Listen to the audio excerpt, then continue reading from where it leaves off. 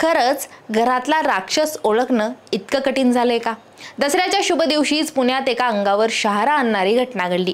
कोथरूडमधील जय भवानी नगर येथे एका 35 वर्षीय मुलाने स्वतःच्याच वडिलाचा चाकूने खून केला। या मुलाचं नाव आहे सचिन पायगुडे आणि त्याने आपल्याच वडील तानाजी पायगुडे यांच्यावर चक्क चाकूने वार केला। घटना घडली दुपारी 12 वाजता। सचिन घरात माळ्यावर टीव्ही पाहत होता। तानाजी पायगुडे यांनी वरून आवाज दिला, टीव्ही बंद कर आणि माझ्या डोळ्यात ड्रॉप टाक।